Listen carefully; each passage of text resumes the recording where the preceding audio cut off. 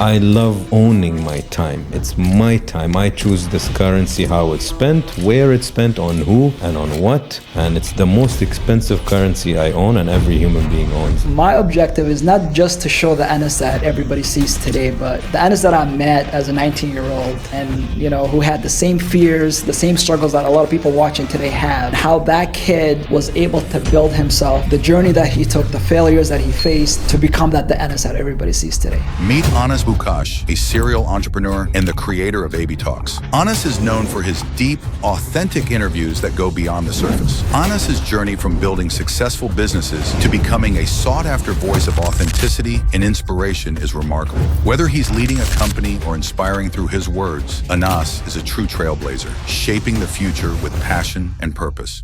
Sometimes I ask if you know that you're going to die in 3 years. It's not the question tonight or in 3 years. What would you change in your life today if you know your death is in 3 years? What criteria do you use to decide which business to pursue? If I can combine interest with my skill set and then multiply, you can't go from Bill Gates to Zlatan to Sheikh Mshari Al-Affasi to Sadhguru to Abdul Razik. It's the most beautifully diverse interview show. How were you able to build the brand that you have today? Always be authentic. If you actually work 6 hours, then you post it. If you were in the gym, you post it. Don't fake shit. What's the one piece of advice you want to leave with people watching this today who want to pursue their freedom? I think as a human being... Anas, welcome to the show. Thanks, man. So, first question, what does freedom mean to Anas Bukhash? I think as a human being, I'm a person who really likes to express themselves. So anything that restricts me from being able to do that is a partial prison. So if it's a corporate job where I feel my ideas don't reach fruition, if it's a way I want to post a picture, if it's the way I want to dress, if anything starts to constrict me, I feel it starts to remove from my authenticity as a human. So I would not call it prison or freedom as a binary, but I would call it, it plays at it. It tampers with my freedom. I think, of course, there's financial freedom. It's a silly thing to say, but one of the things I love about being an entrepreneur or a business owner is I get to dress the way I want to dress. I can go in shorts with a cap and nobody will tell me, why are you wearing this? I think this is a beautiful freedom that you go to work when you feel it's the right time to go to work. I remember also saying that when you're in a corporate job, you're kind of restricted to a 9 to 5 minimum and you have to be a one-dimensional person. When you own your thing, you design your day. So I get to say, you know what, there's gym, there's calling my family, there's a sudden visit to somebody who's not well, there are 3 meetings on business 1 meeting on business 2, one interview, shoot. It's a beautiful mix of colors in one day because I get to design it. And that's pure freedom, that you design your day, you design your life. If you feel today you don't want to work, you don't work. Nobody's going to tell you that. And maybe to make this a bigger or a longer answer, nobody's really free as long as they work for somebody or something. And I'll explain this practically. If any of you watching today go and apply for an annual leave, last minute, 90% chance your line manager will say no. Let's say they're nice enough to say, you know what, you're great, I'm going to let you take your leave, even though you're annoying and you came last minute. Great. You go on a 1-week leave, you come back and you say, oh, my son is not so well. His mom is taking him to London, for example, but I want to go. But Nido, you are just away. Again, you want to go? So they make sense from a business point of view, but you're not free. Your time is owned by somebody else. You have to ask permission to leave. You have to ask permission to leave in the middle of work if you have a doctor appointment or an emergency or a personal errand. Let's say you have to pay the bill for your electricity and you forgot, and now your house doesn't have electricity. You have to ask permission to leave and go pay your electricity bill. So are you actually free? You're not. You don't own your time. And as long as you don't own your time, you're not fully free. So maybe to conclude this answer is, I love owning my time. It's my time. I choose this currency, how it's spent, where it's spent, on who and on what. And it's the most expensive currency I own and every human being owns in this world. So there are a lot of components to what you said, right? Because I've seen you obviously work on the aspect of owning your own time in terms of like having a business and things like that. But something I've also seen you do is obviously, and anyone who follows you knows you're a fit guy. You have a workout routine, because even if your manager says you can take a time off, but your health is not right, do you have freedom? And the other thing is, even if your manager says, okay, you can take a week off, but you want to go to France or you want to go to Italy, but you don't have the money to do so, are you financially free? So what you're saying is you want to have autonomy, basically, the ability to do what you want, when you want, where you want, with anyone that you want. yeah, kind of. Yeah. So, so for me, obviously, this is a very interesting episode. One, obviously, who you are, what you've achieved. Another, a relationship over 20 years, being best friends. So those are part of it. But I think the biggest reason for me is that, in this show, we bring people who've done inspiring things, and then we look into their journey and learn the most valuable insights from both their successes and their failures. So you have kind of been there through most of the highs and lows, right? So my objective is not just to show the Anas that everybody sees today, but the Anas that I met as a 19-year-old and who had the same fears, the same struggles that a lot of people watching today have, and how that kid was able to build himself, the journey that he took, the failures that he faced to become the Anas that everybody sees today. Ready for that? Happy. Yeah. So you'll refresh my mind. I probably forgot. There's a lot of things that we'll kind of get into to go back. But first, I want to start.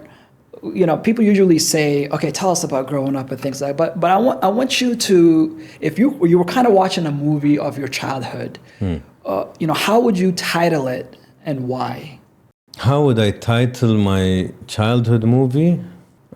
I think it was fairly simple. It was moderate. There wasn't I can't remember any crazy trauma. I can't remember any turmoil in the house. I have a very nice father, a great mother. And one of the things I remember about them is I always thought they were like olive oil and vinegar. They're both good and healthy, but they just don't mix. But they never fought in front of us, so I thought, that's cool. They're peaceful, but it just didn't make sense. Their personalities were so different. Hardworking dad, very good at architecture, very passionate and organized. My mother has always been a friend and life, smart. My brothers, Muad and Harith, we were close. I think, and I was at school, I was this guy that everybody was okay with. I wasn't the most popular kid. And I wasn't the geek nerd that nobody wants to talk to. I think I was neutral. Football was a huge part of my childhood.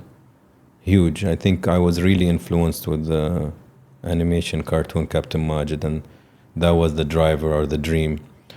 And I got better and better. When I met you, I think in college is where I became a really good footballer.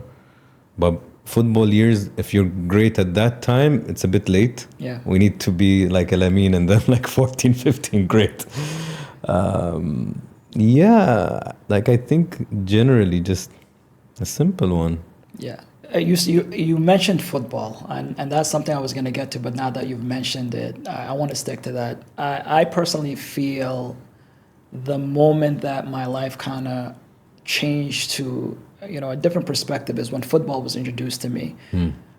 I think looking back today, as you know, I escaped war and went through refugee and all these things.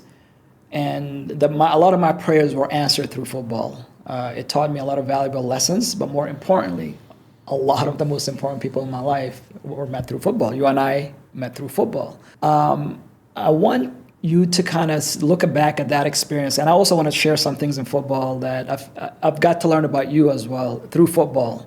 But what was it in football that kind of made you kind of understand a bit more about your character? Because as kids, we don't have jobs, we don't have, a lot of responsibilities. But when it comes to our emotions, football becomes the one place that we get tested. How do you handle losing a game? How do you handle winning? How do you handle teammates?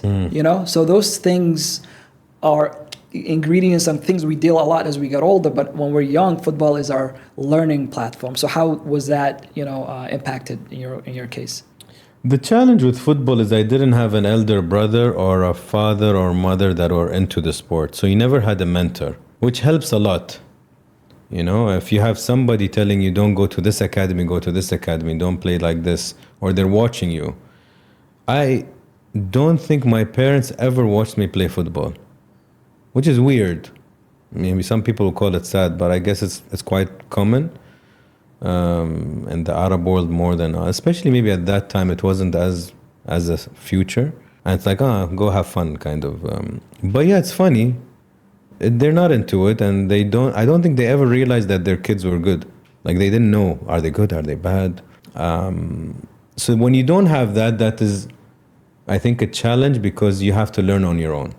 You have to figure out where you should play football with which guys. And what I learned is I hate losing, but under one condition: if I felt we were lazy or we could have done better. I don't think I have a problem with losing. If there's a condition, if we really gave it everything. Yeah. If I feel we were lazy or somebody didn't defend them when they could have run back, that I don't like at all. Yeah. And that translates into my life today. I realized how teamwork is really important. It's everything. It doesn't matter how smart and skillful you are. If you don't know how to deal with people and people don't like you, you're screwed. So social intelligence is very important. EQ is very important. And it's beautiful to win as a team, When you work as a team and everybody does their part, the competitiveness is football is great. And it's art with your feet. I do think it's one of the most difficult sports in the world. You're doing things with your feet that people do, like some of them can't even do with their hands. So it's quite beautiful. You watch as Zidane play, it's art. So... one thing that we both have in common is that you're right. Like football, we kind of raised ourselves in the football field, right? And we both had a mentor at the same time, Abdullah Al-Yamani, who used to kind of became our first mentor, but we were a bit older at the time. Yeah. And I remember one thing he used to always say when we played. I wish there was like a Netflix documentary. Us playing in the Spanish team. That would have been a comedy in itself. Yeah. But I remember I have two vivid things in my brain. A third one, actually three, but I'll get to the third one later. The first one is Abdullah always saying, Anas, you're running a lot. Like we're playing a game and you're a winger, you're probably the fastest player on the team at all times, but you always kind of gave it 100%. There are times in the game where players kind of just want to get by and just go through the motions, but you're always giving it 100%. And Abdullah a lot of times like, why are you running a lot? Calm down. And then the second thing I remember is, I don't know if you remember this, and when there was a fitness test at Northeastern, and it was like probably Dubai weather. It was bad. It was a heat wave. And Anas is hospitalized. Yeah. And I'm like, I know 100% because Anas went out there, didn't give a crap about how bad the weather was. And Anas does what Anas does, is I'm going to run as fast as possible, which obviously, it's a great trait, and I don't know if you agree, but I feel like this is just kind of how you've approached everything that you face in life, just to give it 100% regardless of the conditions, regardless of what's going on outside of your control. I'm a good student, so I remember, and what I mean by that is I'll follow instructions. I'll do what needs to be done to do the best. So if the gym trainer tells me do these things, I will do it. So for example, I reached varsity at the end of one of their academic years, and then there was preseason, and then you have to try out to play the next season for Northeastern. And I remember they gave us a gym schedule to train off season, and I'm the guy who will follow it, not the guy who will party or eat junk food. I'll try to follow it because I think it's giving me a better chance, right? And they had, I don't remember what they called the test. It's a very American test, very fitness test. That was a 2-mile run under 12 minutes. Mile. Yeah, 12 minutes, I think. It's quite crazy, by the way, when you really do the math in kilometers. 2 miles, yeah. 2 miles in 12 minutes, I think. Something like that. It was tough, I remember. And I was, at that time also, Nido, we weren't educated so much about hydration. Yeah. Again, no mentor, no coach. So nobody's like, did you drink even water? And I never, even till today, I brought my water bottle just because I need to drink more when I just don't. I need to teach myself. So I went there literally like shoes, and I'm like, let me just do the test. I've trained a bit in preseason, not considering that there is a very bad heat wave. And the Boston heat wave is not like a Dubai heat. It is very harsh. So I remember that I started the 2-mile run, and I was doing great. I think I was the first. And I'm really trying to make sure that I'll do it in 12. And I've done it in preseason, I think once with you. So I can do it. And I know I'll do it. But I am not considering that I didn't drink water and that it's really hot. So I remember in the last lap, now I'm supposed to do it now under 12, I get a stroke while I'm running. I think it's called a stroke or heat stroke, right? And I lost the function of my legs. And I need to reach the finish line, right? Because khalas, like that's the last. I think my brain was in denial that I'm dying. And it's like just reach the finish line. So when I saw the finish line, I think my brain shut off maybe 20 meters before. So I lost, like I could not coordinate my leg movement, literally. So you could see, if there was a camera, there wasn't, you could see me losing form and I'm starting to trip, and I fell on the finish line, I think, or right after it. So I finished it under time and everything, but I didn't know I don't know what's a heat stroke. I don't know what any of this is. And then I just felt really off, and I called, I think it was Salim, who was a roommate back then, and I told him I went home.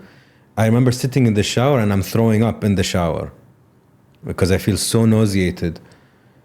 And I'm throwing up, so I'm like, but I'm not feeling good. And then I started getting hiccups, funnily. And I had hiccups, I think, for 48 hours without stopping. It's such a weird, funny thing, but it sounds funny, but it was torture because when you have hiccups and you lose all the fluid in because you're throwing up, now every hiccup is like, and you feel every muscle is like contracting, and there's no water, you're dry. So it's very annoying, it's painful, and it doesn't stop. You can scare me, I can drink water, it does not. So I did every trick on the internet. So I'm like, I need to go to the hospital. I think we were living at Kelton Place. And they take me to the hospital, and they're like, your kidney level, I don't know what liver, kidney, some organ. They're like, let's say, this is the normal number, yours is here. Like it was so dangerously low. And I was such a clueless teenager, And I'm like, what does that even mean? They're like, we're glad you came because it's a very critical level. Like, think a little more and you'd go to surgery or something. So your kidney would fail, something like that. Like it was on the verge of khalas. Yeah.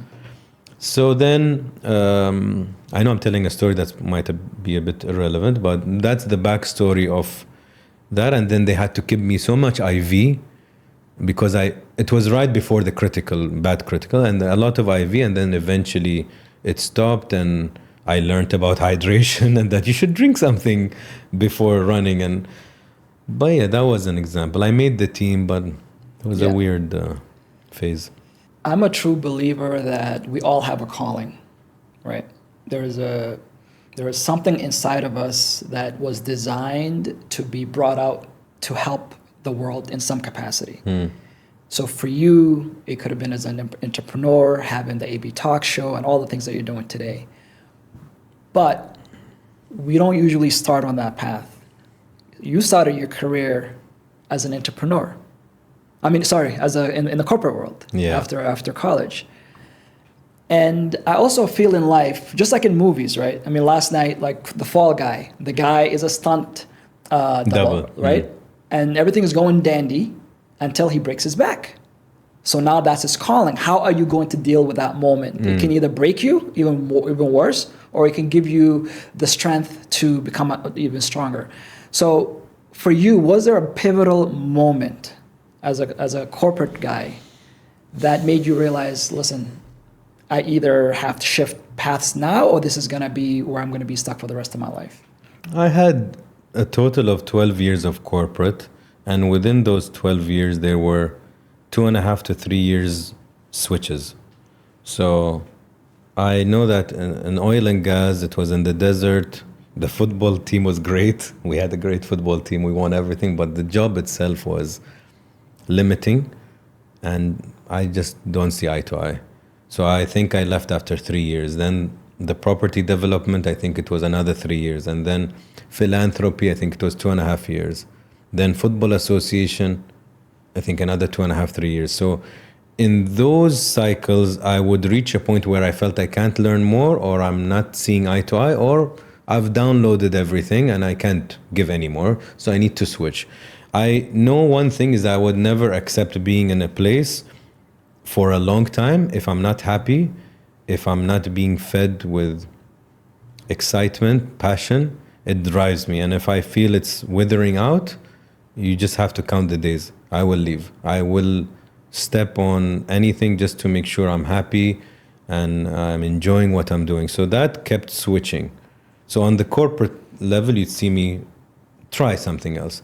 In parallel, it was the tampering with entrepreneurship. So with Ahdaf, I started it while doing a course. It's a calculated risk. And when Ahdaf reached a certain point where I'm like, okay, I need to slash my salary, I think by half or a bit more. Was married and had a child, so everybody was against it, but I still did it. Like I said, I'll step on everything just to make sure I'm aligned. But it was enough of a risk, calculated risk, that I can actually jump. It's like going skydiving or bungee, where you have to check the reviews on Google. You have to check who went there before. You check, okay, the belt is good, the parachute seems to be good, the company has a good record. But at some point, there's a risk. You jump, there is a chance that you will die, let's say even if it's 0.001. But the goal is you don't go to a company that has a 2-star rating out of 5 and you need to bungee jump. You do your due diligence to reduce and mitigate risk. And I think that's what I did with entrepreneurship. I'm dying to do it fully, but not yet. Not yet. So when I reach that yet, I'm like, okay, now you can jump. There is a risk, but you can jump. And I jumped and I didn't fall. It was slash salary, but slowly you grow it. Then I opened Bukhash Brothers and so forth. When you made that jump, you did it in spite of the fear that you had? Or were you like just, you know? Like I wasn't so afraid. But you had, but you had like a... Reluctance could something be. But because it's a calculated risk, you're not as afraid. As afraid. If you have to go, let's say you're making a healthy salary and suddenly you have to go to a 10th, and you have kids, and it's scary. Yeah. It's a big decision, and you better get it right because you have people depending on you. So the more you are researched, the more you don't. Also, there's that sweet spot. So something I talk about is fear. Fear, we talk about it negatively, but a pinch of fear is very healthy. Mm-hmm. If you're not afraid, you're not going to do your best. She will not do her best. Nobody will do their best because you're not afraid that this podcast will fail. That's bad. A pinch of fear keeps you on edge, keeps you researching, keeps you getting better camera, better light, better questions. You evolve. Too much fear is paralysis. So what's the sweet spot? Anas stays in corporate for the next 50 years of his life, or 12 or 10. What's the sweet spot? And at some point, you better fucking jump if you think you deserve better. Same with relationships, same with anything. How long you want to be? People are married and miserable for 60 years of their life.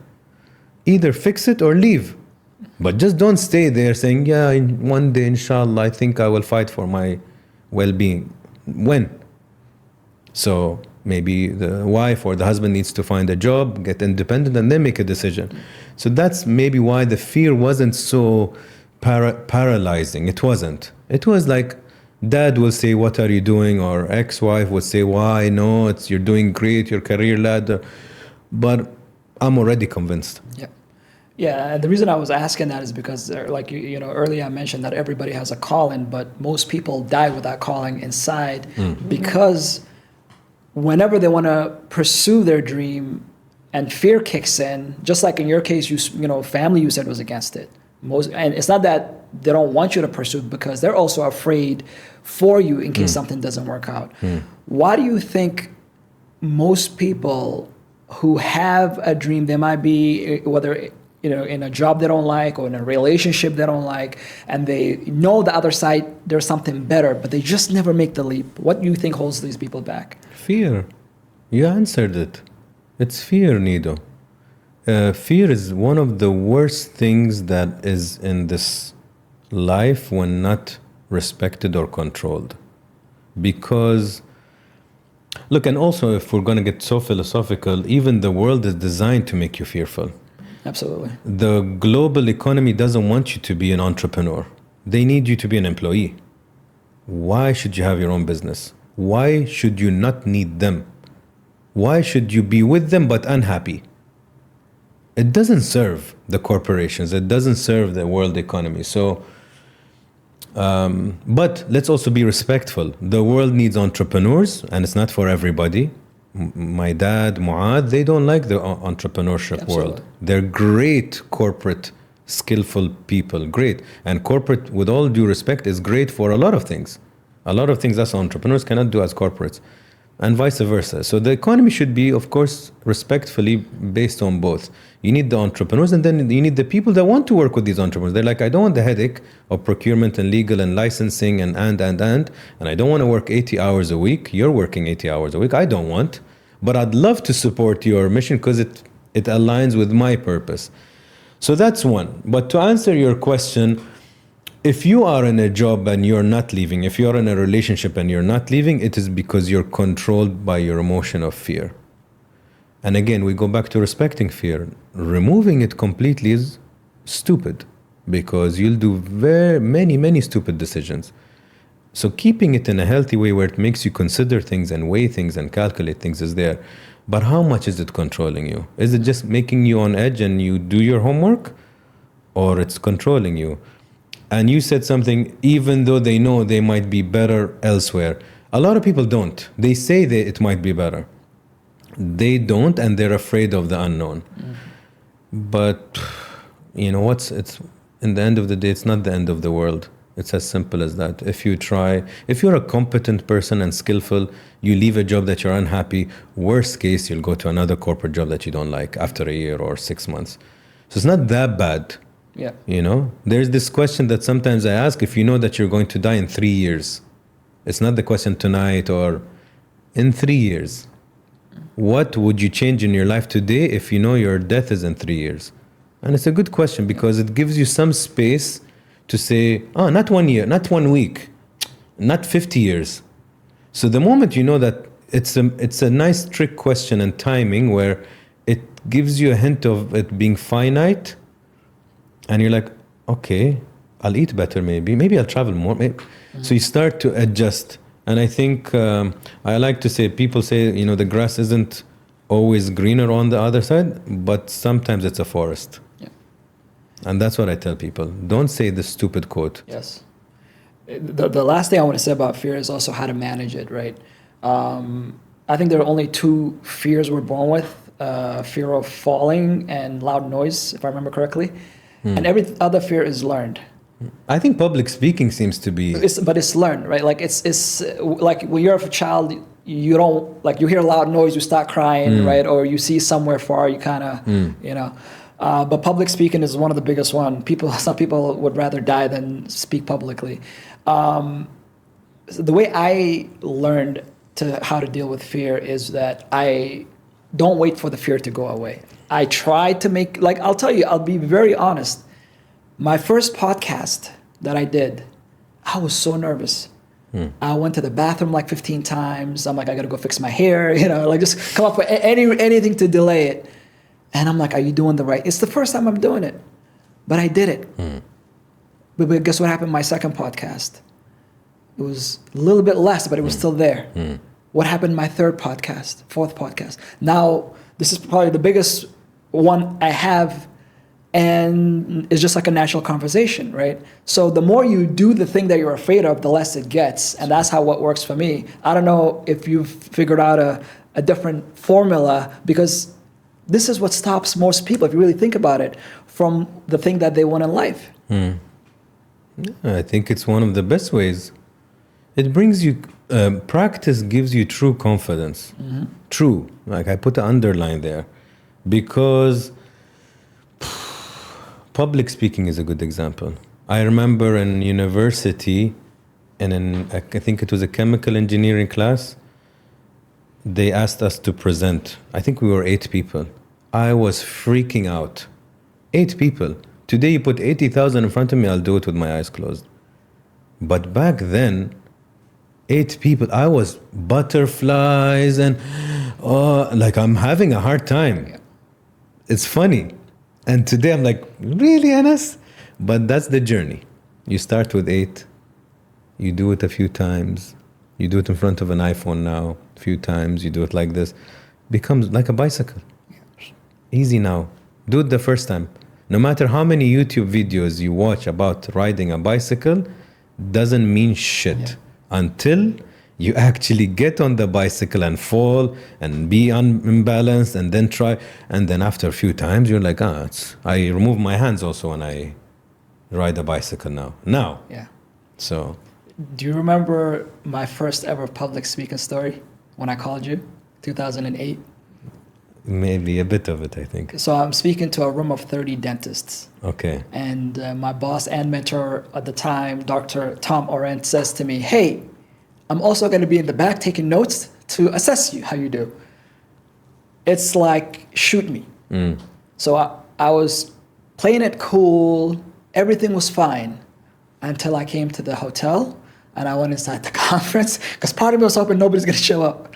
And then I see a doctor after doctor after doctor come in.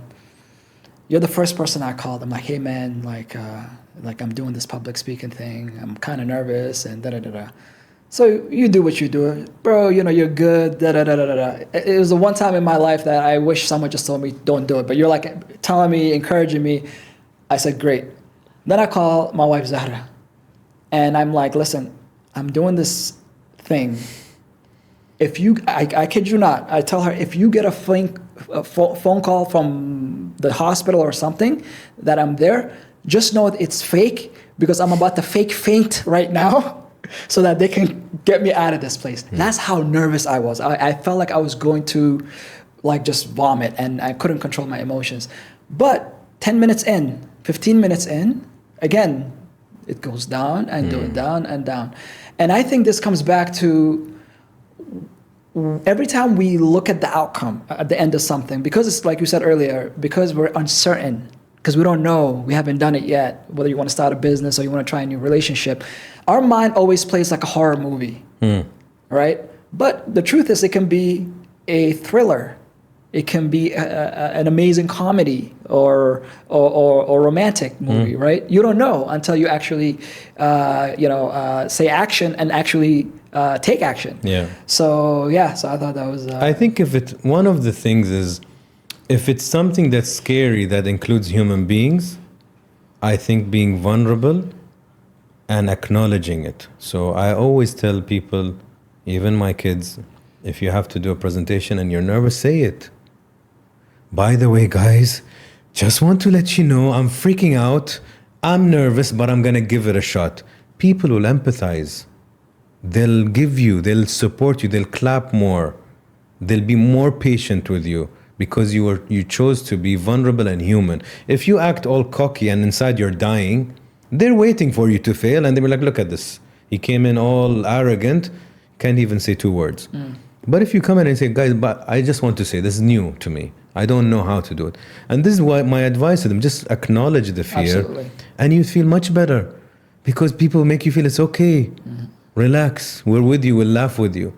That's if it includes people. If you're riding a bicycle, you can't be vulnerable with a bicycle. So, okay, so I want to jump to Anas the entrepreneur. I think we live in the easiest time in history today to start a business.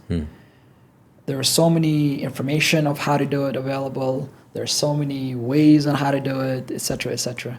Even though most people take the approach of just copying and pasting what somebody else is doing, which I don't agree with. I think you can be inspired by somebody else, but then kind of make it your own.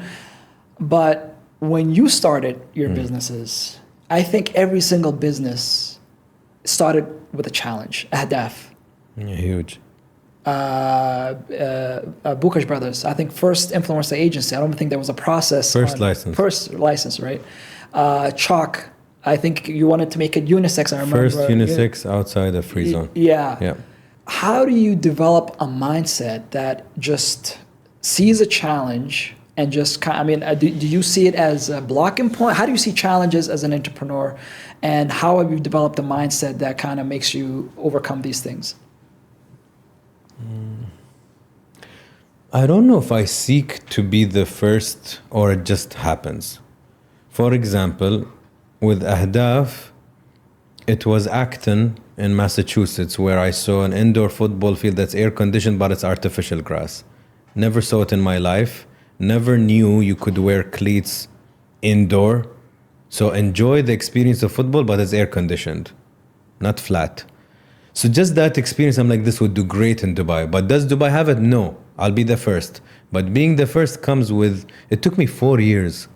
4 years to get the feasibility study right, to get the funding, the location, the signatures to approve. And today, if you go to Al Goz, how many sports facilities are there? We were, if not the first or the second ever football facility, but we were definitely the first indoor artificial grass football fields in the UAE. So it was very challenging, to be honest, very. But it's easier for the ones that follow. So with Bukhash brothers, it wasn't as challenging, but we were the first. We started from the villa. We talked to the entity to get the licensing, and they were supportive, and they told us, okay, what is influencer marketing? So we went on Google. We shared on email the definition of what it is, literally. So we had to create a license for it that didn't exist. That wasn't as challenging as Ahdaf. It was quicker. Chalk was challenging because it doesn't exist. Only in hotels and free zones you have mixed hair salons. Okay, how can we do it outside, but a different concept, more New York loft, double space, female, male, there is a private sector. That was challenging, and the approvals for it. ABTalks, yeah, definitely I would say it's difficult to claim, but I think we are the first long-form human interview show of its kind that came out in the region. I do think we are the most diverse human show in the world. I've never seen anything this diverse. You can't go from Bill Gates to Zlatan to Sheikh Mshari al-Affasi to Sadhguru to Abdul Razik. It's the most beautifully diverse interview show. It has all kinds of people, all kinds of sectors. It's beautiful. So, yeah, I think to answer you, I don't know if it was by design, but I guess it is because it's a pattern. It keeps happening. I'm attracted to that. Did I answer the full question? You did. And there's a reason I asked you that question. And the reason I asked you that question and started when I said entrepreneur with all the challenges that you face to start the businesses is because I think people have the wrong perception of being an entrepreneur. They'll see you traveling to these really cool places. They'll see Bezos on his yacht, and they think that's what it's all about, right? But it's hard. Yeah. I want you to talk about the challenges of being an entrepreneur and why someone shouldn't consider being an entrepreneur. It's very hard. But it's also a pleasure at the same time if you're doing something you love, that you're good at and you're passionate about. So if you're not ready to put in 80 hours a week, don't be an entrepreneur. Very simple. If you want to finish at 9 to 5 and then go your shisha or your football or your family, whatever it is, wrong place to go. So one, you have to be willing to really sleep. Like I dream. I swear to God, I dream of problems in my sleep. Or I think of ideas while I'm sleeping. It's just a byproduct of how busy my mind is with the business. And I have 4 babies now. Used to be 6, brought them down to 4. And I'm actually thinking of reducing it even more. But it's a thing, man. Like it's really hard. So people see the beautiful end product of social media, which is a post on your Instagram, which is a moment of your life, a moment in your day, probably the best moment because you're picky to choose which picture is the nicest one. They don't see everything behind the scenes leading up to that picture. And they don't need to see. It's not like I'm upset with them. It's social media. You post, it's like your CV. You put the best things. But when you go through it and you learn that you have to, in a corporate job, you go and you do your function. If you're a procurement, you're procurement. If you're an entrepreneur, you're everything in the beginning. You're the HR, procurement, legal, marketer, anything else. You're doing everything until you are able to hire people to do the shit that you don't even like doing. But there are perks. Like I'm talking about the tough part. The perks is you own your time, you're your own boss, which seems to be the most thing that's trendy. They don't realize it comes at a price, at a very high price. Yep. So basically what you're saying is you might work even 2-3 times as much as working for somebody else, but at the end the payoff is better because you're doing it for yourself. If it's what you want. So again, we first backtrack to what does success mean to each person. Mm-hmm. If success is all about financial gain, maybe corporate is better. They have more money, bigger budget, it's quicker to get promoted and get bonuses, etc. Now, if your driver is passion, is doing something you really love, that's a very different thing. Of course, money can come with it and it's important. But for me, it was, I tell people, if your main goal is money, don't be an entrepreneur, because if you get into the idea of, there's a lot of specialty coffee cafes. I don't know shit about coffee, but it seems they're making money. So I'm going to make a coffee shop like everybody else. So now my goal is, it seems they're making money, not taking into account that maybe half of them are super passionate about coffee. And that's why they're making money. You're looking at it from a very lazy, prejudice, short-sighted point of view that, specialty coffee equals money. Okay, wait. Do you like coffee? Are you even interested? Are you passionate about which beans and which machine or? No, I just want money. Wrong. Because what will happen, you'll get into the business. It's very competitive. And in 6 months, when you're not making the imaginary figure that you had and you see all of these headaches, the headaches are not worth what you wanted. You see what I mean? But if you're crazy, obsessed, passionate, it's the fuel that keeps you persevering until you make money. Mm-hmm. But if my goal was always money, in 8 months I'm demotivated. I don't want it. It's annoying. Yeah, it's annoying because you don't like coffee. Yeah. If you like it, or let's say forget like, if you love it, you will wait. Same in a marriage. If you love your wife, you will stick in the hard times because you have an end goal. You want a better relationship. If your kids are annoying, you love them, you stay, you invest, you're patient. But if you like them, or you're like, man, they're nice, you're not patient. Yeah. It goes back to Steve Jobs' quote, the only way to do great work is to do something that you love. And it's true, because like you said, you can, if the purpose you got started with the thing is not aligned with the end of the day, hey, this is something I'm going to see through because I love it, I'm passionate about it, it doesn't even feel like work, then at some point, the challenges that will come, and it will come, you're going to stop. Now, here's my other question. Now, within the same frame of thought, is that Anas today has a lot of babies, right? He has Chalk, he has ABTalks, he has Bukhash Brothers, Not So Guilty. Now, does Anas love all of them the same, number one? And number two is a follow-up question to that is, what criteria do you, I mean, you have an idea today of to start a chalk, right? Or a business that you've never started before. What criteria do you use to decide which business to pursue? Okay, the first question, they're definitely not equal. ABTalks is the one I'm in love with because it makes me feel alive and it ticks all of the human boxes that I need to feel. It's like a checklist. Let's say recognition, let's say effect, let's say influence, let's say humanitarian, let's say it's ticking. You know, it's communication. So it's like, I remember we had this conversation. You're like, Anas, I've seen you do businesses. They used to tick some boxes, but the one that ticked all of your boxes, it's true. It's a nice way of explaining why ABTalks. ABTalks is my calling. It's where I see myself. It's where I would do it even if I don't make money. It's what I would do today if I picture myself even at 80, I would do it. Adi. I'm very interested in human beings, so it fits. That's one. The one I'm not in love with, but I love, is Bukhash Brothers. You know, it's my baby. It started from the beginning, from the villa. It's what allowed me to do ABTalks. It's what allowed me to do Chalk, and every startup is because of Bibi. So I can't deny its blessing on me, and it's allowing me to do. It's like your dad or your mom who, you know, they supported your business or whatever, and you're so grateful.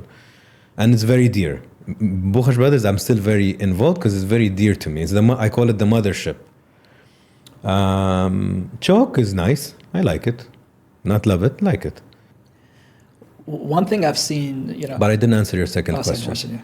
The second question is, I look at things that I'm passionate about and that I'm very good at. That's the criteria. If I can combine interest with my skill set and then multiply that by time, it's equal to success. It's very simple. Are you passionate about it? Are you actually good at it? Oh, I'm passionate about singing, but I have a shitty voice. You're not good at it.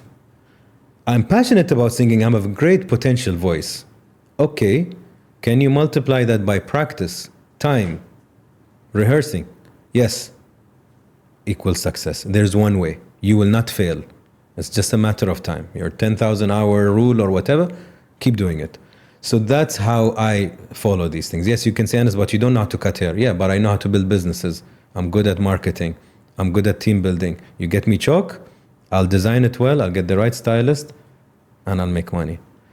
So yeah, those are the two. And that's actually the question I was going to, is because when you started, it was a very small operation with all your businesses. Like you mentioned, I remember being at your villa with like 2 people sitting on the living room. That was your team.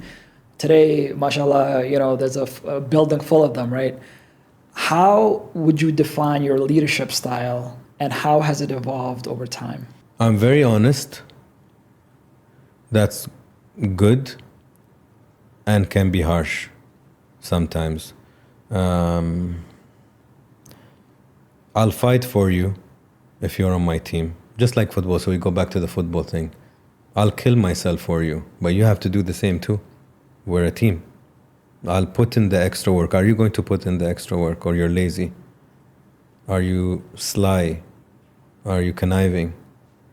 Do you have integrity? Are you a good person? So it's very hard to enter any of my businesses and say there are bad people at BB. There are bad people. It's nearly impossible because we hire good human beings. It's the most underrated thing. You look at the CV, you're like, wow, look at the degree, look at the experience.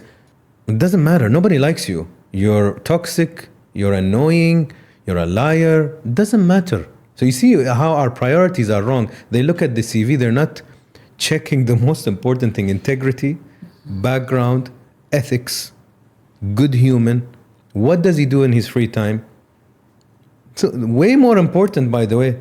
I'd rather he has no degree, but he's a great person, learner, wants to work, great work ethic, resourceful, hired. But expert and a piece of shit, no, sorry. So expert and a great person, great, 2 in 1. So as a leader, I would say I have a high level of integrity.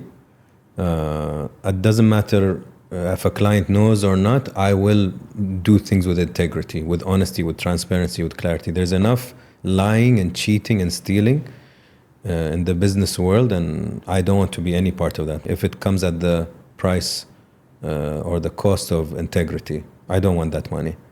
You can make 100K more if you just tweak. No, I don't want the 100K more. I'd rather my reputation say he's clean, he's a good person, he will do the job cleanly. So that's one way. I really like people. People think maybe they'll get the same good listener zen guy on a chair if they work with me. That's not true. That's part of me. And that's the funny thing. You see a comedian on TV, you think he's always funny. You see me as an interview, you think I'm always zen. I'm always a great listener. No, it's part of me. It's part of me is when I sit down, I can listen very well and I can talk and be calm because I am. It's like a great footballer. Is he kicking a ball the whole day? No, he has a life. Yeah. He has a family, he has all of these things. So that's where people, because they see one image and they draw an image of you, they think that's automatically everywhere. So part of you is a dad. Part of you is an angry person when you're in traffic. But if I only see dad, I'm like, he's the best dad. I'm sure he's like that with everything. No. So at work, I'm demanding. I'll be there for you. I'll fight for you. I believe in human beings and in their potential. But I'm also cutthroat. And it's something also I saw Kobe said that I relate so much to. It's if you want to win championships, or if you want to be at the A level, you come with me. Yeah. If you want to be B, go somewhere else. Yeah. I related so much to that because that's how I tell even my employees. I'm like, you want to be the best in our domain? More than welcome. You're okay with B, C, D, good for you, but not here. Absolutely. Yeah. Yeah. So you have that reputation of like you're tough, right? And I remember when I called you when I was in Saudi, and I was talking to this lady in a different age. She's like, Bukhash brother, yeah. We talked to one of their employees. He says it's very tough. I'm like, listen, there are certain standards, and if their standards are not met, he's not going to look the other way. But one thing I told her is that, but Anas will also be the first one to stand up for their team when they need it. And I can tell you this, I remember when COVID hit, and I remember the first management meeting we had, me, you, Harit, the rest of the team at the first.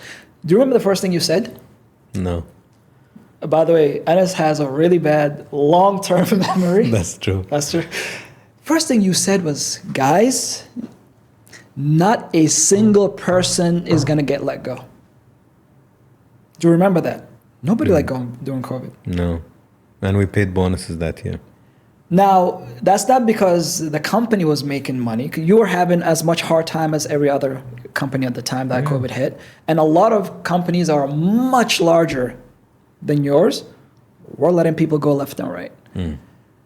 So those, that's the stuff that, because it's easy as a leader to say, I'll back you up and I'll be there for you. But when the moment actually happens, will they fulfill their promise? Yeah.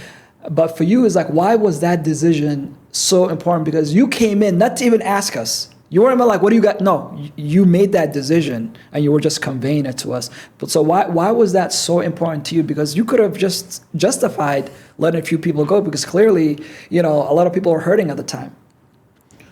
Yeah, that was a big milestone, COVID. I think I am very much wired as an eldest son and eldest brother. That's all I know.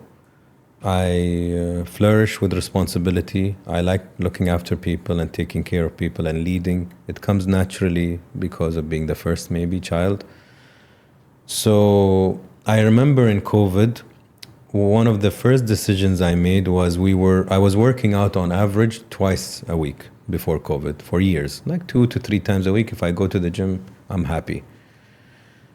I remember in COVID, I saw everything crumbling around. people closing businesses, people firing, etc., etc. And I'm like, I can't let that happen to my companies.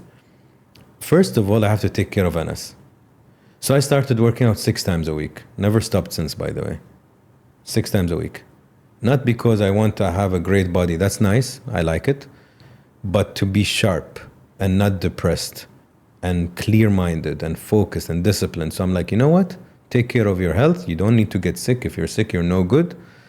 You need to be healthy. So that was a big decision in COVID.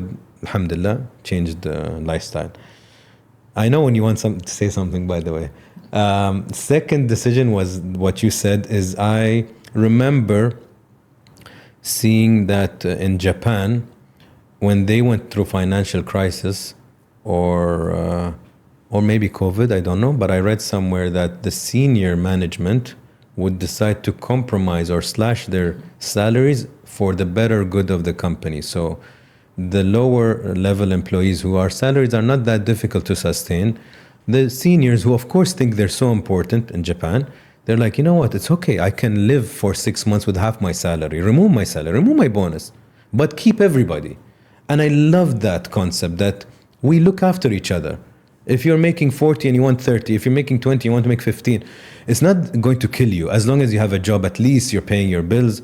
So I'm like, that's where I told everybody, nobody will get fired and you'll all get bonuses, but we need to figure out. So one thing is we needed to be creative and find campaigns or work. And we worked with a lot of the health authorities to create, health videos for COVID. So that sustained us. The production department, funnily, is the one that carried us in that period because we were coming up with these concepts for awareness.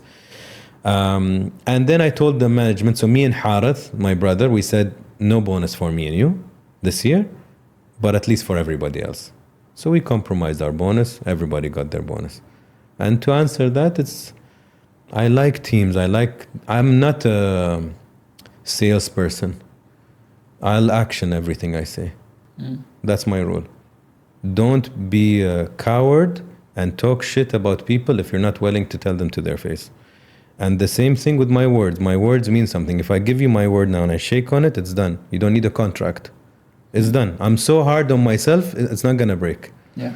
So I like that. My mother used to tell me and my brothers, الرجال كلمة. A man is a word. And I believe that's so true. I love that about the old school teaching is you are your word.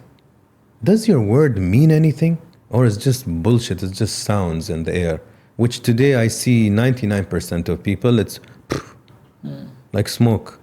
Doesn't mean. When I talk about Nido, I'm like, man, when he used to say something, it's done.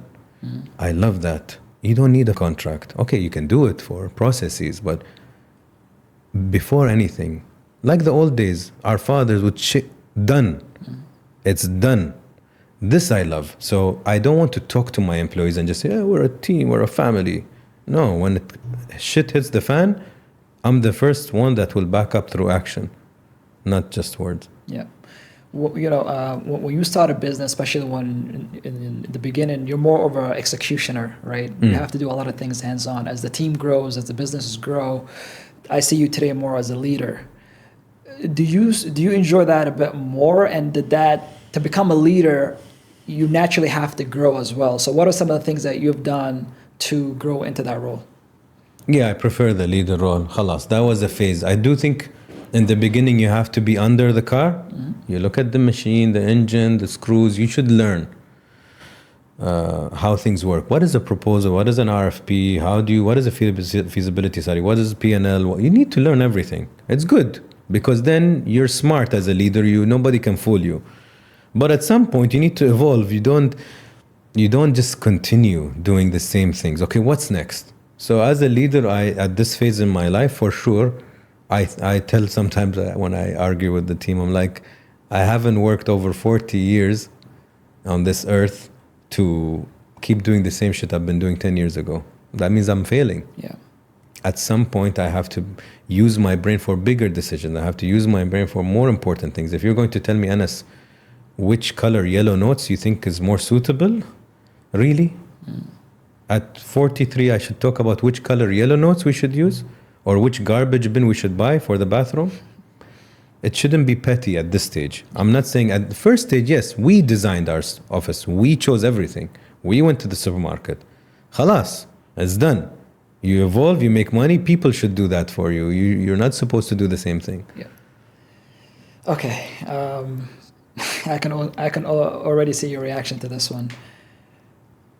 I always tell my kids the most important words I'm going to tell you as a father is figure it out. You're going to have problems in life. You're going to fall into challenges. No matter what happens, always remember there's a solution. You figure it out. So you're someone that, and I'm not just saying this, but you're probably the person who most asks for advice when they're stuck at something. And, whether it's work, whether it's personal, you have your core people that you will constantly seek advice from. On top of that, you're very well read. I don't know how many books you read a month, but you're always reading something. Now, whether it's the team that we manage or as parents, we have a generation where naturally the answers are already there. They know everything. And people, with the new generation, it seems like it's very hard for them to change their mindset or shift their ideas when you have an actual valid argument. So how do you manage dealing the young generation today and still convey the message that you want to convey to them?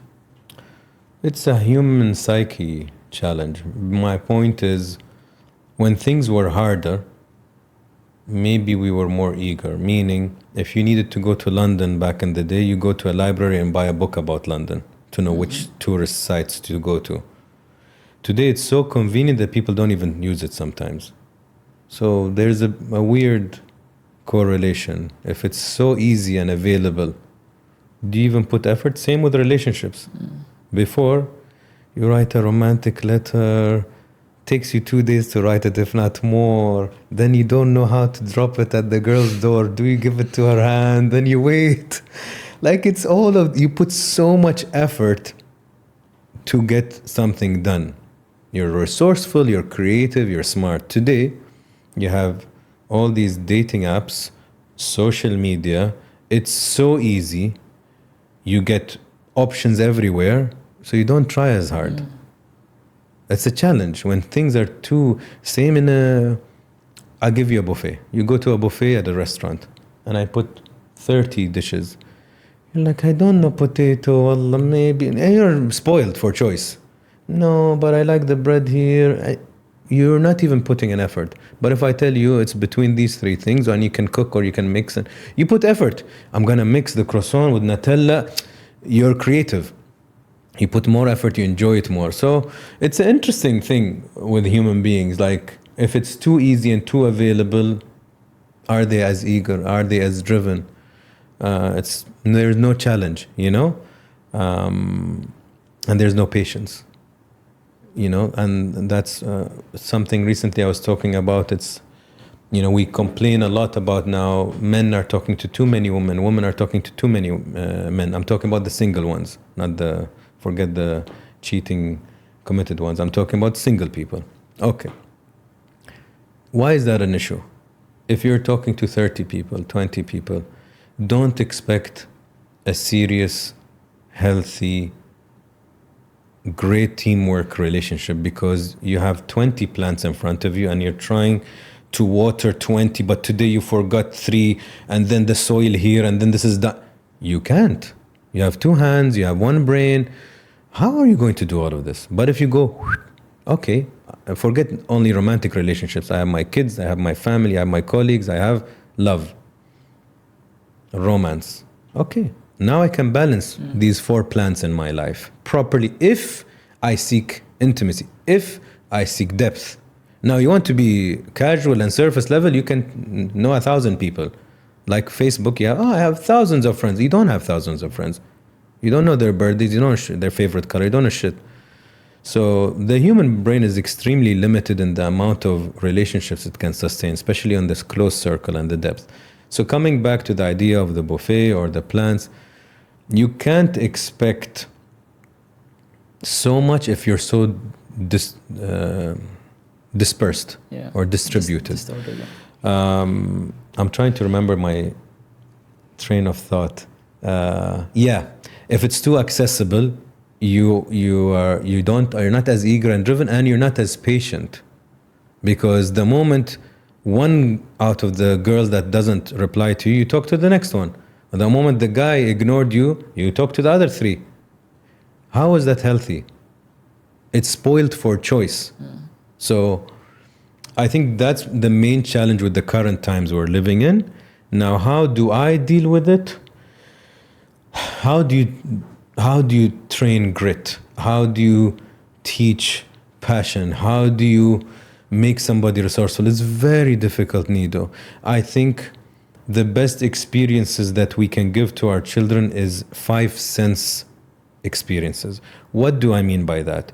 Our kids, if they watch famine online, they don't feel how it is to be hungry, or no, they watch video after video of a catastrophe and they're like, oh, first one you're like, oh, so bad. By the 30th, you're numb. Let's not lie to ourselves. You're desensitized about that topic, right? Now, if I choose, which is on my bucket list, I need to do this. If I choose, okay, actually now is a good time because my kids are at a good age. I'm going to take them to volunteer for 2 days. Let's go to Uganda. There's a school there. I want you guys to teach them poetry, or math, whatever, algebra, for 2 days. Now with the 5 senses, they're there. They're seeing it, they're smelling it, they're touching it, they're speaking it. That experience will be ingrained in them. Then they will contrast their comfortable life to what they just saw. Now I'm teaching them something. To be grateful, to be mindful, to benchmark, which we need as human beings. If you're not in a bad relationship, you don't recognize a great one. If you're not in a bad job, you don't know when you have a good one. And that's also one of the things it's the human experience. So that's what I think we can do. The maximum we can do is giving them the experience to go through things, and then they can compare and learn. Yeah, I think you hit the nail on the head, because we can reflect on our experiences. And because of what we've gone through, like, let's just say, when I was like in a refugee and I didn't have much choice for food, today I'll eat anything. But if my kids grew up in an environment where they have access to everything, naturally they'll just choose what they prefer. Does that mean they're spoiled? No, we just grew up in 2 different environments. And right? You are delusional if you think they can get what you went through. They don't get it. Yeah. You thinking, like parents do. When we were young, nobody gives a shit. When you were young, nobody gives. My kids don't give a shit what I went through. They can't. They're not in my shoes. They're not in my life. They're not in me expecting them to get it even 50%. I'm delusional, not them. Yeah. So they need to create their own experiences. Can we facilitate? We can facilitate. For example, I remember Khalid coming to me and saying, Baba, I want this Pokemon box. It was like 1,000 dirhams, I think. I'm like, what the fuck? Like, what? 1,000? Like, yeah, no, this is limited, blah, blah, blah. I'm like, fair play. What are you going to do for me? What do you mean? What are you going to do for me? You can't just get it. Yeah, just because you said I want to get it and it's limited edition, I'm going to buy. No. What will you do? What do you want me to do? I want you to finish 3 books. And I want a summary on each book. Not big books, because he's young. Okay, 3. Let's go. We choose 1, 2, 3. You finish these. There's a deadline, not forever. Then I noticed him when the deadline wasn't so, like, he's doing, but not great. I'm like, okay. This is where I became a piece of shit. I'm like, okay. If you don't finish this in 10 days, who annoys you the most? He's like my cousin. I'm like, the Pokemon box is going to your cousin in 10 days. If you don't finish it in 10 days. You said you'll do it. You said you'll read and you'll summarize. That's the job. That's the cost of getting this. I'm like, in 10 days, I'm delivering it to your cousin. And he finished it. And then, fast forward, we were having our date, me and my son. And I told him some randomly question. I'm like, what was the best moment for you this year? And he's like, when I worked for the Pokemon box. Wow. I'm like, I never expected that answer. But you see, when we facilitate grit, hard work, earn what you want, you enjoy that piece of gift or shoes or card game way more than something you didn't work for because Baba sent it to me. Baba gave me this car. You don't give a shit about the car. Yeah. So work, that's our job. Be architects, facilitate experiences. Yeah. Yeah. No, it makes sense. I mean, what you said earlier was the reason the challenge actually stems from making things easier. So the easier you make something, the more weaker men and women you create. But when you actually let them work and see what they have to do to earn the thing, more meaningful it'll be. But also, I think the lesson is in the act in itself, right? Because you can tell, you got to work hard for something. But when you actually work hard and you achieve the outcome, you're like, it actually works. So, right. Okay. I want to quickly talk about personal brand. Because obviously you're someone who was doing this before personal brand became a thing. Because I remember actually it was one of the weird things. I remember in 2012 or 13, we were in London and you're like, why are you not on Instagram? I'm like, what is Instagram? And you actually opened up my account on Instagram. But so you were doing this, more than 10 years ago. So is this something you kind of had an insight or some sort of a vision, like that personal brand is something important? And how were you able to build the brand that you have today? No, I'm not a forecaster. Yeah. I'm not going to claim to be one. I don't know the fuck will happen to the world in 2 years or a year. I don't know anything. And I don't like to plan far. I think it's a waste of time. I think having a general direction is great. So you can say, Anas, I want to be in 5 years, you can say, I want to be in 5 years the best business podcast in the MENA region. It's a direction. It's not a bad thing. You work and you have a general idea, the direction. Now, if this is now your goal, this is freedom or nothing, being the best podcast in the MENA region in 3 years. So this is the goal. Now, I can reach it like this. But then if my hand has a problem, I can reach it like this. Yeah. If my other hand has a problem, maybe I can reach it with my leg. If all of it, I can reach like this. I can reach like this. So my point is, it doesn't matter. We have a goal. Now, there is an environmental issue. There is a technical issue. You need to change the studio. There's a family problem in America. You need to move your business. Whatever, the goal is there. This way, it's okay. It's like a ship trying to go to a certain destination. If there are waves, storm, detour, but you know where you're going. There's a North Star. That's what I like, direction. But, Anas, what do you think in 2 years, a 5-year plan? All waste of time, all, in my opinion. Yeah. But the question was, the social media and marketing and branding, I love branding, I love design, and I always realized the importance of it. And when I read the book Influence, I realized it even more. How you dress, how you look makes a difference. How you speak, how you position yourself. I always realized that social media is your canvas of how you want the world to hopefully perceive you. You're designing this canvas. If you put all of it family pictures, you're a family man. Maybe you're the worst father in the world, but you're doing it that way. If you put half, you put this, you're building perception of Nido. Now, my rule for myself was, Anas, don't be a fucking hypocrite. Always be authentic. If you actually work 6 hours, then you post it. If you are in the gym, you post it. Don't fake shit, which you see a lot of. You can fake anything today.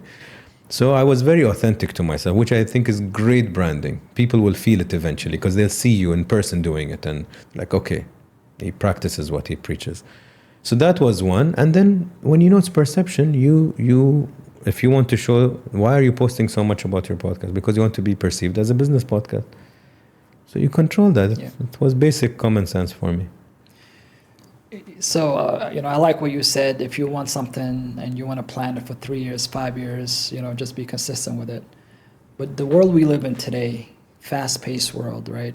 Somebody posts 3 times. If they don't get the results they want, they're going to stop posting. You go into a relationship after 2 fights, oh, it's not working out. But you talk about a concept, cooking things slow. If you can quickly elaborate on that and why it's important in today's fast-paced world. I say often, I like to cook things slow but well. If you cook fast, you'll either burn it or undercook it. It's very simple. Cook it properly. Put the right ingredients, the right temperature. You want music, put music. Work well. Do it right. Nowadays, people are quickly opening a business, but he's forgetting the patty of the burger. Is it a good place or is it bad? Is the bun the right bun or not? Did you take time choosing the bun of a burger? Because it's really important. Or you just quickly chose something from the supermarket.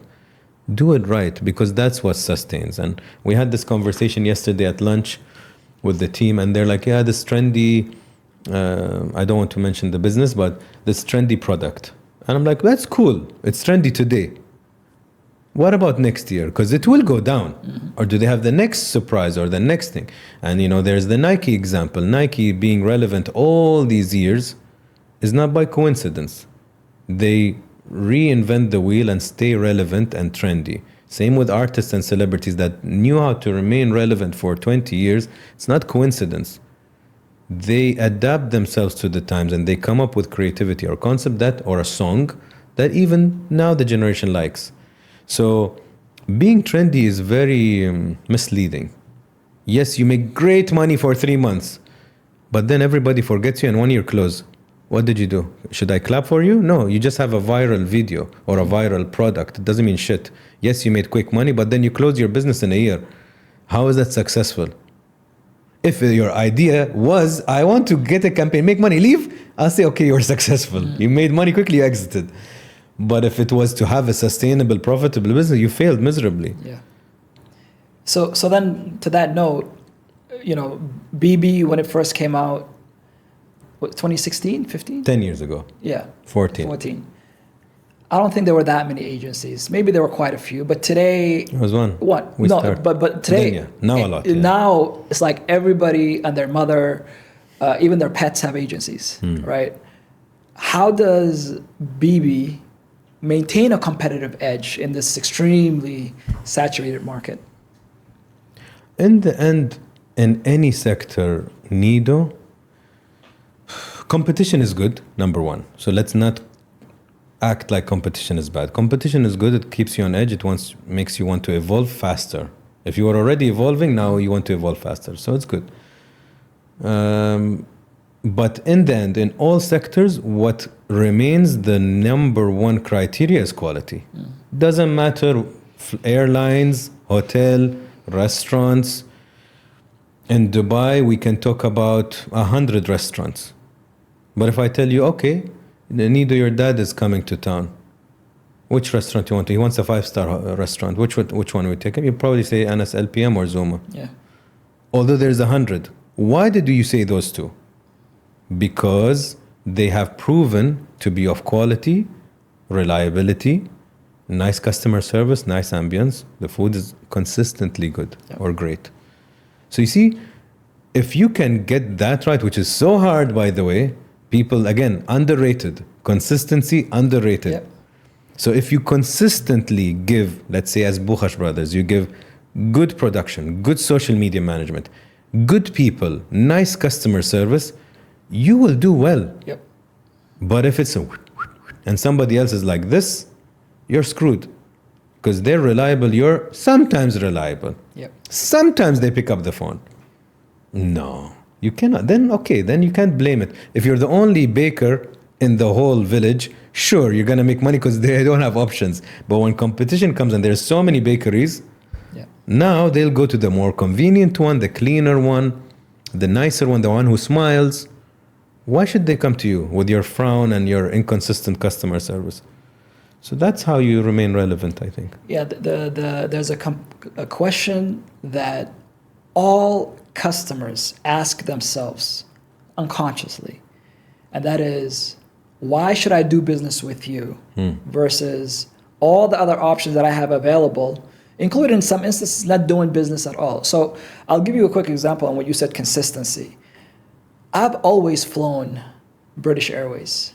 1998 World Cup, they were one of the main sponsors. The music, I mean, it sunk on me. So every time I was traveling, I looked for British Airways first.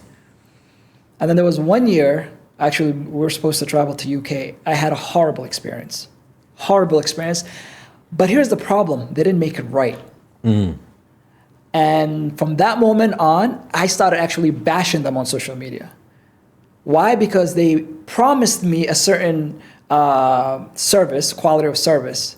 But then I just looked at them as fraud when I had that bad experience and they didn't do anything about it. So ever since, I'm flying Emirates.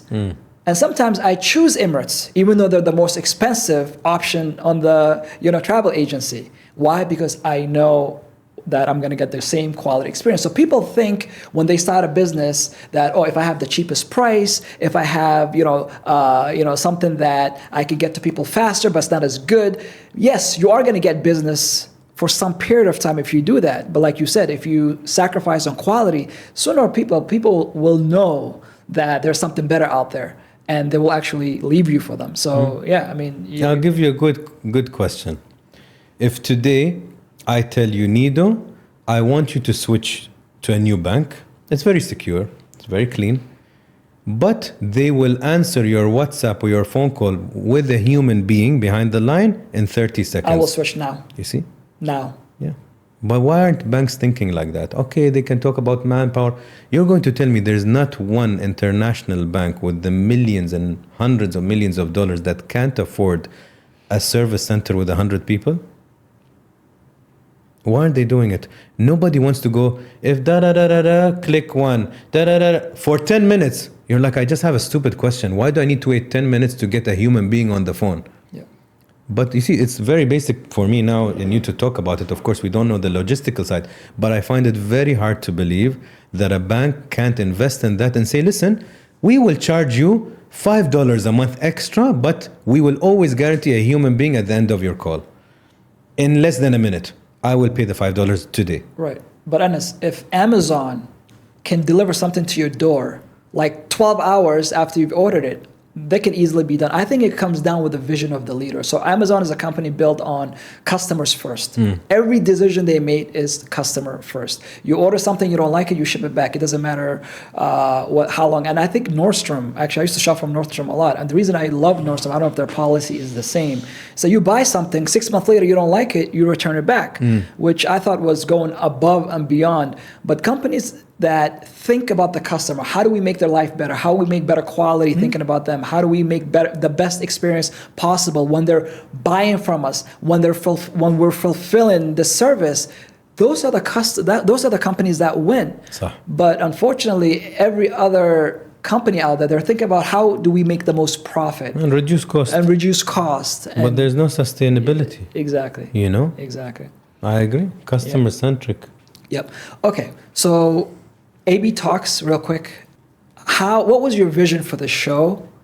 And is this something that you feel like you've reached? Is there even more to it? Just give us a quick insight on. I'm sure I answered bits and parts about this. ABTalks, I created it as the opposite of everything I didn't like in my experience in the media. It's as simple as that. So I had my few years in media, TV, and different shows, and I noticed that I didn't like certain things. So short interviews, why 7 minutes? It's a very interesting person, only 7 minutes. Ads, no, but you just interrupted, no, okay. You can't express yourself as you want. You can't swear, you can't laugh. No, I don't like that. Superficial questions. I don't like that. I want deep questions. I have a human being. I don't want to talk about their favorite movie. So when I noticed that, I'm like, okay, what would you do, Anas? I would do literally the opposite of all of those things because I think that's more important. Not because I'm stubborn.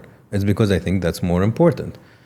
So when we created it, the slogan was, till today, discovering the human behind the title.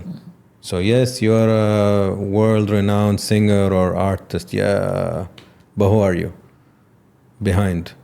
So it was, can I take these stars and bring them down to earth, make them human? And can I take eventually a human and make him a star? So the celebrities became human beings on ABTalks. You see that they get depressed, they have ups and downs, they fall in love, they divorce, all of that's normal. They're human beings. They go to the bathroom like you, by the way. So that was important. And then normal people, which we're doing more of now with Untold Stories, is can I take a great human with a great story that didn't have the fortune of being on a popular job or a popular genre, so he's not famous, but their story is great.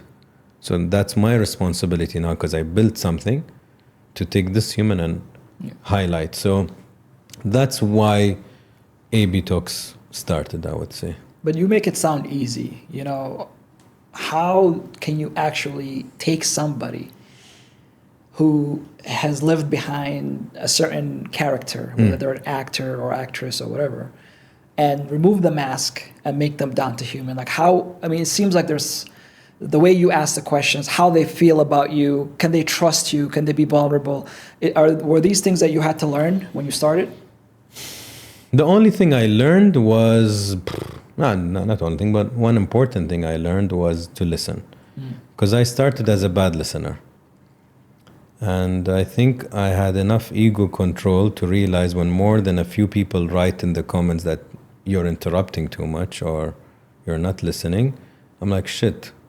If it's one person, it's probably a hater. But if it's a few people, they might be giving you a free audit. So then I made a decision that I'll be the best listener there is. So that was one important learning. The rest, I think, is preparation. It's good to be prepared, you know. Not overly prepared, but prepared, you know, important things about the person. I think the studio, the calmness is important. The simplicity of our studio, it's white, it's simple. But the last thing you can't buy, I think it's a gift, which is energy.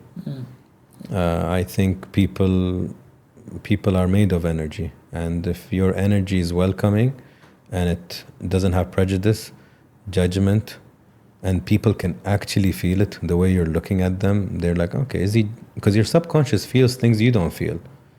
You might not know what your body's feeling, but you're restricted. You're not telling me things because your subconscious is like, no, not safe, not a good person. He's judging you. But if your subconscious goes, it's okay. He actually is not judging you. He actually is listening. Yeah. So I think that is because of my life experience, the way I've traveled, the way I've met people, the way I was brought up. I'm not racist. I don't see difference in people. I see human beings for human beings. I don't care what people think of you or what your image is. I just want to get to know you. With all the beauty and the ugliness that comes with you, I'm here to listen. So I think people feel that, and then they know it's a safe place to express themselves. What do you think makes this show very successful? I have an answer to it, but I want to ask you first. Makes a show very successful? Yeah, why is it loved and why has it reached globally and Netflix and da-da-da-da? There's a few things. I think we're lazy as people. We want the 6 secrets to a successful marriage. Like we want always things to be so simple. It's not. So many things have to come together for something to happen. Like just you being a human being, God knows the probability is 1 and God knows what, billion or something. There's a number on how rare we are as human beings. Yeah, we need to find that on Google. But so many things have to happen for it to be successful. So location is important. Being in Dubai was so important because everybody's coming here. So we have a very diverse set of guests. If I was living in Iceland, maybe, it would be quite limited. Yeah. You know, I have to travel maybe more to get the right people. That was one.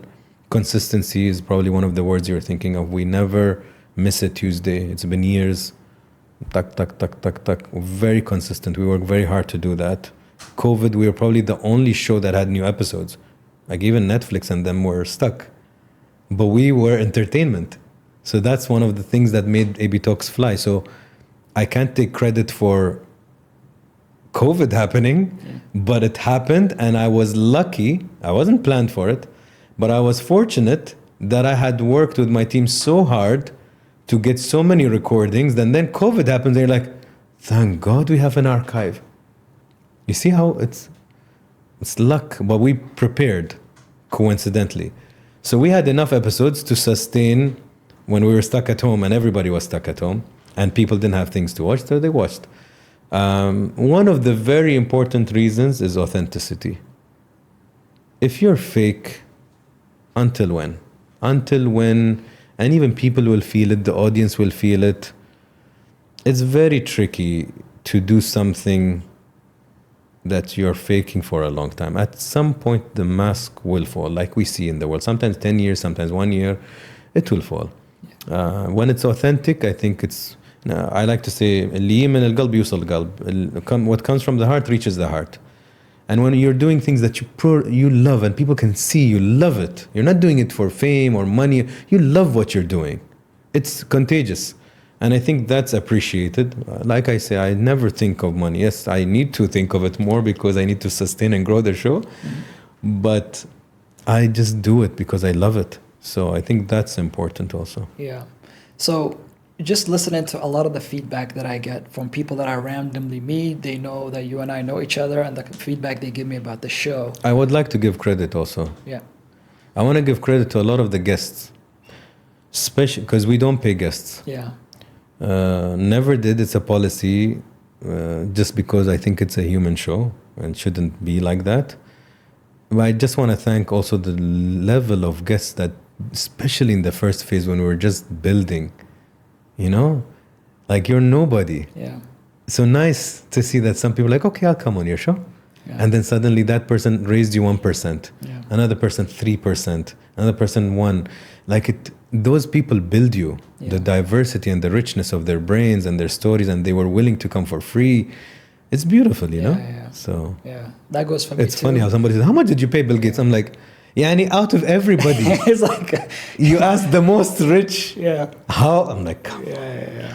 So yeah, you're going to say something, you ask people. Well, to that note, thank you as well for being on the show. I know, you know, we do have the relationship, but it's still you and all the other people that came in the show, because you're absolutely right, because this is a podcast, and a podcast without a guest doesn't really mean much. In the beginning, nobody really knows, like, you're not going to gain much. It's easy for people to come on the show today for you, right? Because they will obviously leverage from the platform you've created. But in the beginning, only, you know, the host kind of gains more than the other. But what I was going to say from my side is this, is that the feedback that I get, you know, like my wife is a frequent watcher. I run into a lot of people, whether it's Saudi or Egypt or you name it. And here's what I discovered.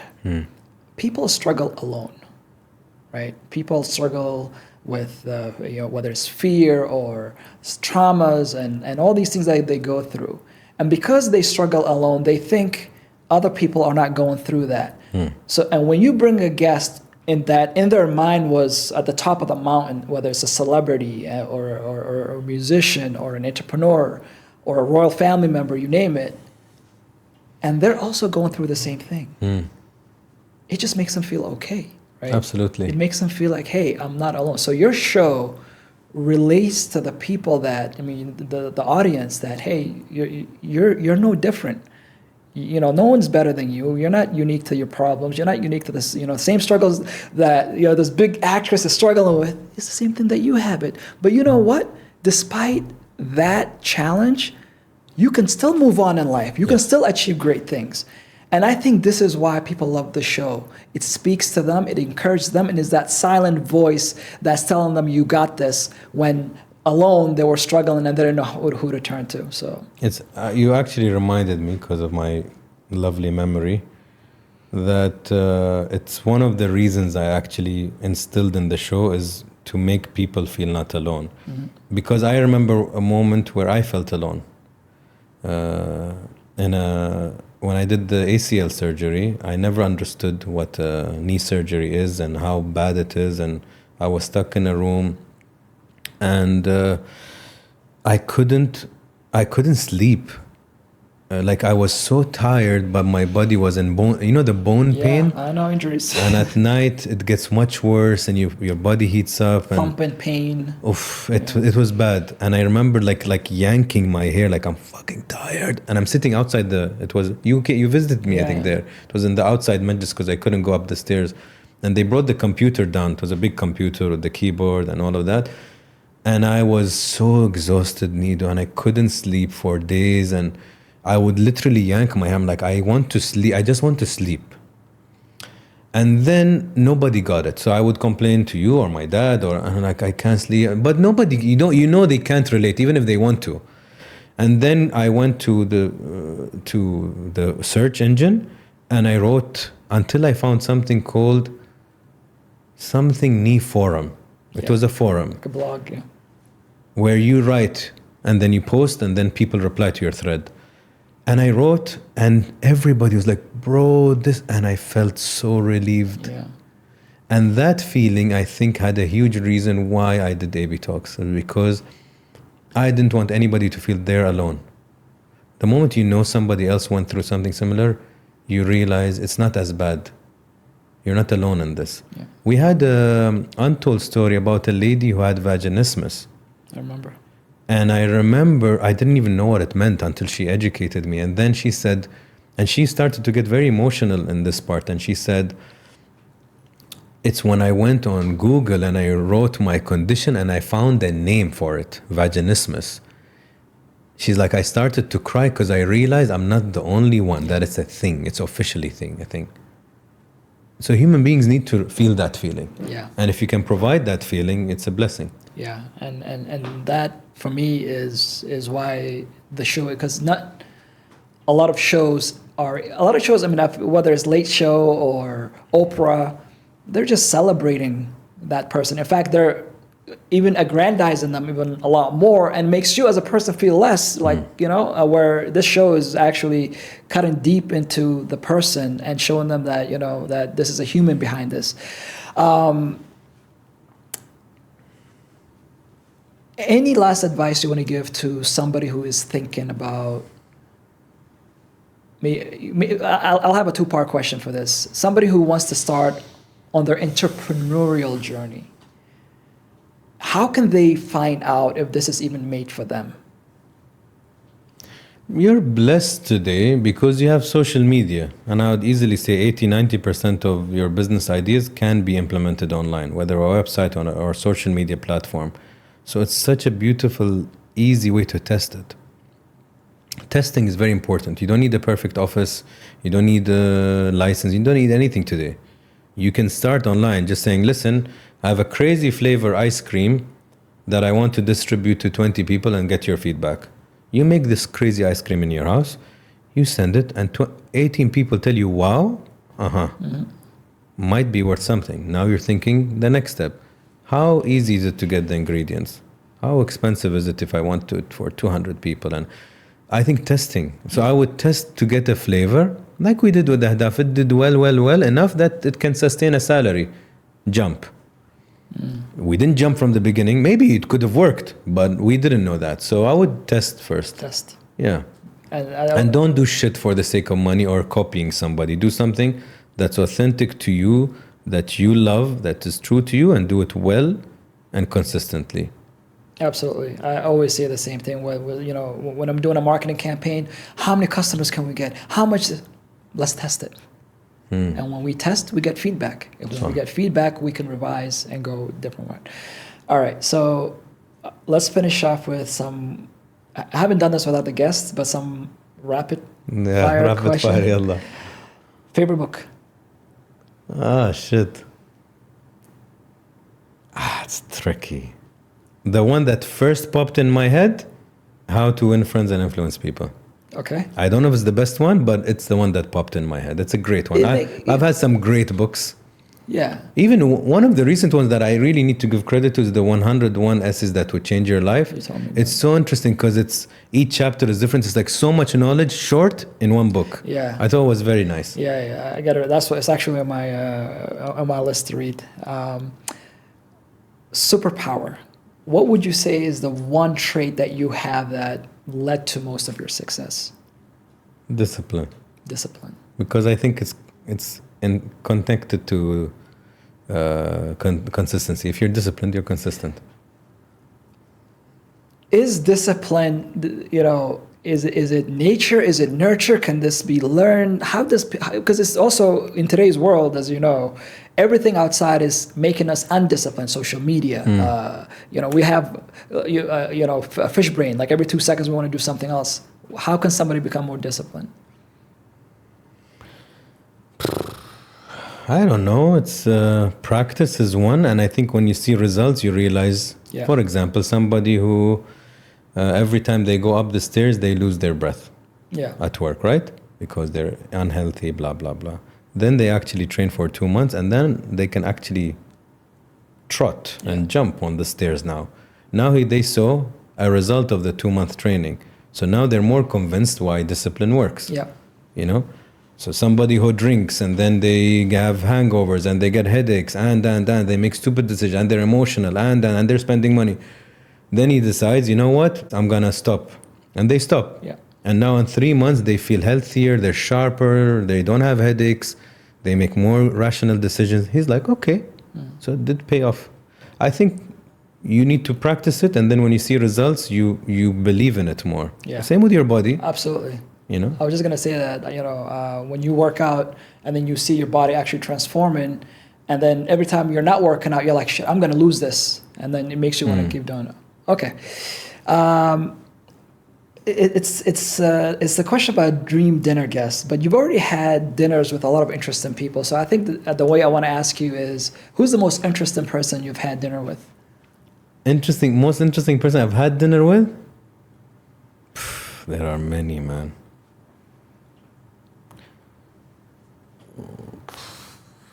I don't know. It's different people, Yeah.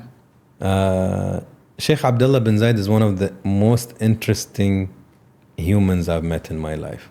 Not because I'm only from the UAE, I say humans. So well read, so well traveled, so cultured. So he's always interesting. He always will add value in any sector. Thierry Henry I loved because it is, as the guy, I enjoyed watching play football, and I felt it would be the closest on how I would have played if I was at that level. Just the mindset of intellectual football, he was smart. He doesn't need to kick the ball as hard as possible. He place it, or instead of scoring, assist because his friend is at a better position. So I would see these things. Yeah. He was bigger than just run and shoot. No, he was very intellectual. And when I met him and befriended him, I'm like, okay, so my interest in him was true. Yeah. He turned out to be as deep, and he can talk about anything also besides football. You could tell it's a smart person. Those two, I think, come from the people I've met. Yeah. I'm sure there is more, but with my memory, I need to sit down and think. No, I mean, they're good ones. I mean, I can see, Thierry for sure. Growing up as Arsenal fans, definitely the guy to see in that club. What's your life motto? You know who's the interesting person that I sat with? Ahmed Shigeri, who's the most requested guest on ABTalks. Saudi, right? Saudi. Yeah. When we had coffee, I think it was 90 minutes or an hour and 20 minutes. I'm like, wow, that was interesting. Yeah. It was a beautiful tennis match. Nice, very interesting man. Yeah. Also very well traveled, very deep, etc., etc. Interesting. Yeah, that was a good coffee. Yeah. What would you say is like Anas' life motto? Life motto. I like to say that I want to leave this world knowing that I've elevated mindsets. Okay, interesting. Yeah. That's a good one. Who's the one person who inspired you the most? I get this question. I don't know. Yeah. I can't remember in my childhood looking up to somebody and a role model or a poster. I never had that. Yeah. So inspire, I don't have. Yeah, I don't. I wouldn't use that word. Okay. Yeah. Your biggest fear? To die, it would not be a big fear, but it would be really disappointing to die without fulfilling at least 70-80% of my potential. Okay. So live to your max, basically. I know 100 maybe is far-fetched, you never know. But at least, you want to make the most of your value and what God has given you, you give. And you feel, I really give this life and this earth as much as I can. And okay, fuck it, bye.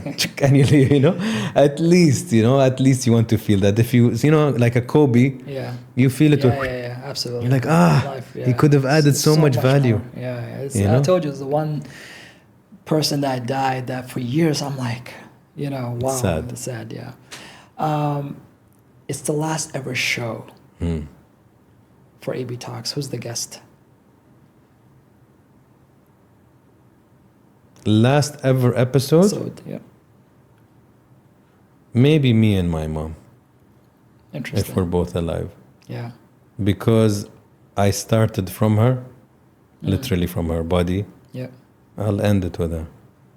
Interesting. That's a good one. So we've been friends for over 20 years, plus more than 2 decades, if you put it that way. What would you say is the most memorable moment? Me and you? Yeah. Oh, shit. Miami trip was fun. I had the same exact thought. That was memorable. Yeah. I have this memory. Remember Kamal, right? My cousin, when he kept like blowing up the room. Yeah, you mean farting? Farting, yeah. And we would hide under the... That was a good trip. That was a good trip. And I also remember... Arsenal is nice when we go first to game, games. Arsenal, yeah. How we almost got killed in our first Arsenal game, going to sit with Man City wearing Arsenal gear, and how celebrating when Henry scored. Yeah. I remember the goal also. Yeah, it was like 2-1, one of the best goals. Yeah, okay. I'm sure there is more. Like, I also love the fact that I still have it somewhere. Before all of this WhatsApp and DMing and chatting, we used to email each other once a week. You remember that? Long emails. Like it covered everything. It covered business, it covered relationship, girl, whatever. Yeah. Then he sends it, then I send it. Yeah. And it was a nice ritual. Absolutely. I ended up printing them so that I can actually have a book of it somewhere. Yeah, I still have it. I know my wife is going to get jealous from this, but yes, that was actually... It was good. It was like the new letters, you know? Yeah, but see, the thing people forget is that you left Boston 2003. I moved to Dubai 2017. Okay. So that's what, 14 years of living in different continents, US and Dubai. So it's not even like a place you can, So to maintain a relationship over that long period of time and have that closeness and really discuss it's not an easy thing to do, because how many friends did we have that we were very, very, very close to from elementary school, middle school, even college. But soon as the thing ended, the thing that kept us close, the relationship went different ways as well. So that's why I don't dare call any other friend my best friend. Yeah. They don't qualify. I always say I have one best friend. I never understand girls or guys. I have 8. Every 2 weeks. I'm like, what do you mean? Best friend. No, I have one best friend. It's Nido. Yeah. This guy I've known for 20 years. It's done. I messaged this girl actually once before. I'm like, did the other one die? I'm like, last week was another one. No, for me, even because I'm a literal person, I'm like, how can it be best, but there's 8? Yeah. It doesn't make sense to me logically. Yeah. You say close friends. Yeah, exactly. Best Dear means friends. best. يعني خلاص, number 1. Yeah. So, okay. We start with the same question. We end with the same question. Okay. What's the one piece of advice you want to leave with people watching this today who want to pursue their freedom, whether it's in business, whether it's in health, whether it's in the relationship? They have something holding them back and they don't know how to release from it. What can you give them that can help with that? It's difficult to give a universal advice that applies to everyone. I think there are maybe a few things you can ask. I'm a question asker, right? So maybe that's the best way. So there's the 3-year question, which I asked you earlier. If you're going to die in 3 years, what would you change in your life today? I think that's a good question because it can make somebody feel, okay, I don't enjoy this relationship or this job. What am I doing about it? Am I fixing it or am I going to change? It makes you remember the finite element. I think also you don't want to reach 80, 90 and think, what if I tried? That would be a big, sad regret. So I think, and the last thing maybe is when you think of the worst case scenario, is it life or death? Like, is it going to kill you if your business dies? Is it going to kill you if you try something? Probably not. So remember, imagine the worst case scenario. Are you okay with it? Then go for it. Try. It's not the end of the world. Yeah. Oh, I failed in my degree. I can't believe I have to repeat it. Okay, you're still alive. Repeat a year. It's okay. I can't believe I wasted 3 years on this major. I want to change. It's okay, change. It's okay. You're alive. You're healthy. You have your family. Look at the priorities. We make things so much bigger than what they are. Absolutely. Anas, really enjoyed this. I hope so. Thank you. You're not bored of my repeated shit? Love it. No, I mean, it's you can repeat it 1,000 times as long as it helps people and inspires the people to do the right things. It's worth it. Thanks, man. Sounds good? All right, brother.